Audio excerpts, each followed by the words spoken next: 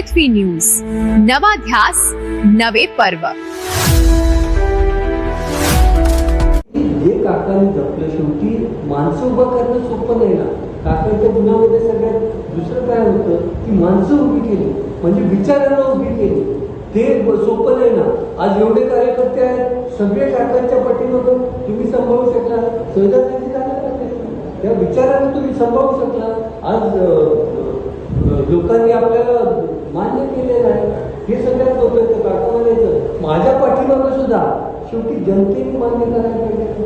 त्याच्यामध्ये तुम्ही यशस्वी झाला आणि आता त्याच्या पुढं निघालेलं आहे.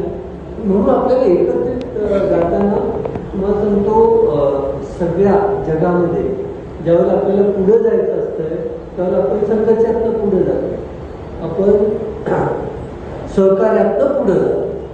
अमेरिकेमध्ये मोठे मोठे उद्योग होते, त्यांचं कॉम्पिटिशन व्हायचे, स्पर्धा व्हायची आणि स्पर्धेच्या एक वेळ अशी व्हायची की ते ठरवायचे आता ह्या स्पर्धेमध्ये आपण अजून किती हे करायचं. त्यावेळेला ते एकत्रित होते आणि म्हणून हे कॉर्पोरेशन मोठी झाली आणि ह्या कंपन्या मोठ्या झाल्या, त्या सहकार्यातनं झाल्या, संघर्षातनं नाही झाल्या. आणि ते सूत्र आता आम्ही घेतलं, सहकार्यातनं पुढे जायचं सगळ्या बाबतीमध्ये सहकार्य. आणि आता सांगायला नको, आता आमचा शब्द आहे त्यापैकी 100% आणि जे बोलतो ते आत्तापर्यंत आयुष्यामध्ये असं झालं नाही की एखादी गोष्ट सांगितली आणि परत आपण केली नाही.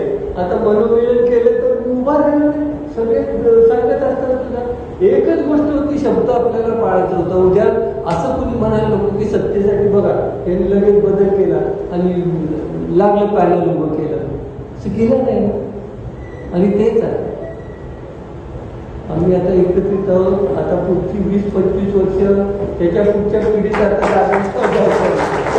आम्ही टाकायचं 20-25 वर्ष राहिलो. आता ही पुढची दादाच्या बरोबर 20-25 वर्ष आपल्याला एकत्रित काम करायचं. ते करूया, ह्याच्यापेक्षा जास्त वेळ घेत नाही.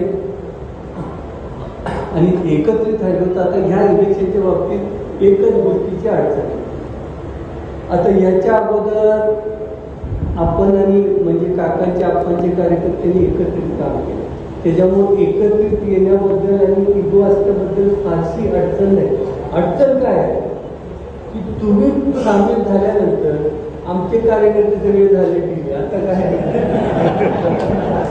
इलेक्शन मध्ये काय आता यांना ढकलून परत ते काम करायला नको का?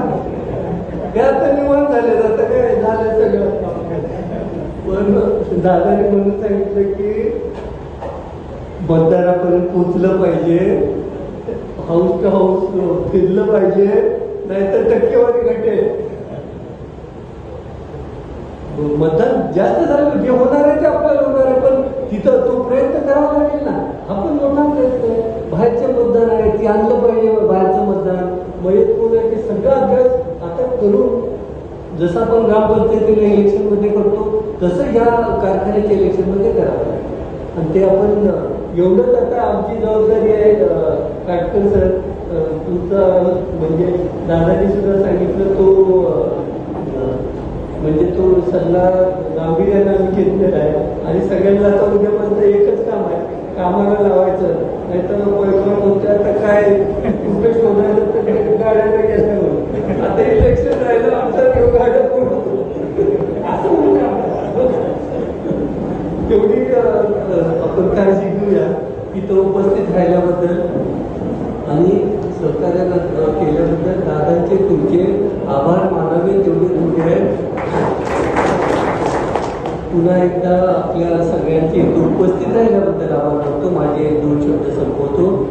पण बाबा, आमच्या बरोबर काम करणाऱ्या कार्यकर्त्यांना जर का प्रतिष्ठा द्यायची असेल तर या सहकारी संस्था ह्या सक्षमपणे चालल्याच पाहिजेत, ही प्रत्येकाची जबाबदारी आहे. आणि त्या उद्देशाने मी तुम्हाला सांगतो की तुम्हा आम्हाला जर का या समाजामध्ये समाजातील प्रत्येक घटकाला जर का न्याय द्यायचा असेल तर कुठंतरी मिळतो जुळता आपण घेणं काळाची गरज आहे. कारण 21 तारखेला नुसतं यशवंतराव मोहिते कृष्णा सहकारी कारखान्याची निवडणूक नाहीये, ती या कराड तालुक्यातल्या सहकारामध्ये काम करणाऱ्या कार्यकर्त्यांची ती एक पुढची भविष्यातील नांदी आहे. सहकार्यांना आपण काय घडवू शकतो हे दाखवून देण्याची ती एक आपल्याला संधी प्राप्त आपण करून देतो. म्हणून माझी तुम्हा सर्वांना विनंती आहे की संघटनेतल्या कार्यकर्त्यांनी फार काही तुम्ही जबाबदारी घेऊ नका. जे तुमचे आहे, जे तुमच्या विचाराशी एकनिष्ठ आहे, त्यांना फक्त तुम्ही या सहकार पॅनेलला मतदान करायला प्रवृत्त करा. कारण अनेक वेळा आपण काम केलं, रस्ता मरलेला फक्त काही काळासाठी आपण तो त्या रस्त्यावरती नव्हतो, पण पुन्हा एकदा आपल्याला ती वाट चोखळावी लागेल. ती व्यक्तिगत स्वार्थासाठी नाही, या कराड तालुक्यातल्या सहकारी संस्था ह्या सक्षम ठेवण्यासाठी.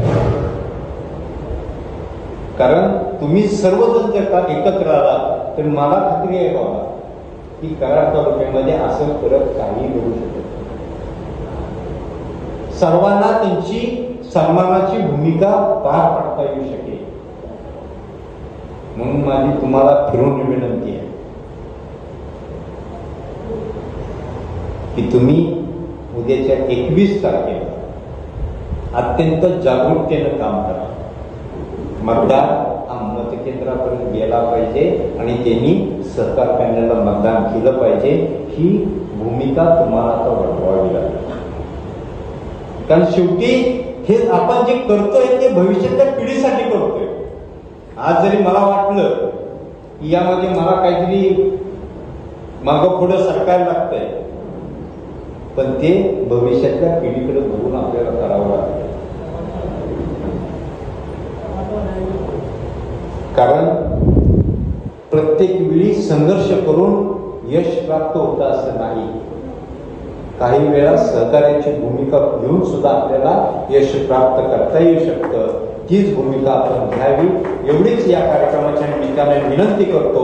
आणि तुम्हा सर्वांच्या वतीने मी बाबांना आश्वस्त करू इच्छितो की बाबा, जी भूमिका संघाच्या बैठकीत रयत संघटनेच्या कार्यकर्त्यांची होती तीच भूमिका 21 तारखेपर्यंत आणि भविष्यातही तशीच राहील एवढीच मी आपल्याला ग्वाही देतो आणि आपल्या सर्वांची रजा घेतो.